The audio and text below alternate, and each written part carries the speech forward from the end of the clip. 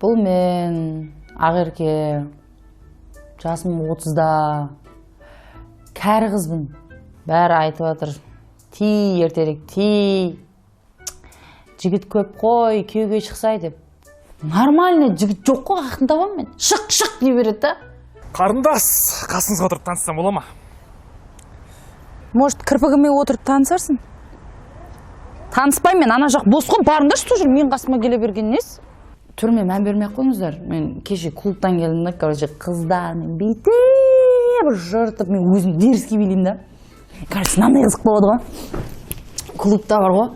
Жыртып билеп атам ғой, дерзкий билеймін да, қыздардың арасында ше өзім. Билеп атқан кезде бір қыз келеді да, бүйтіп қол тиіп кетеді, сөйтіп айтамын да, широкийсің ба не деймін да. Сөйтіп бір кез айтады маған, мына жердің бәрі менікі дейді. Не сатып алған жерің ба деймін да, жырқ еткіземін ғой. Сөйтіп барып, опорныйда отырмыз ғой. Сөйтіп ана байғұс қыз действительно сол жердің бастығы екен да. Енді сатып алған жерді. Сонымен анарада жаман болып отыр да. Оля, сен қыз әлі жатсың ба? Кіммен сөйлесіп жатсың өзіңмен өзің? Осы 30-ға дейін тұрмысқа шықпаған қыздардың гормондары өзгеріп, біртүрлі қуат деп тура сондай болдың ғой сен.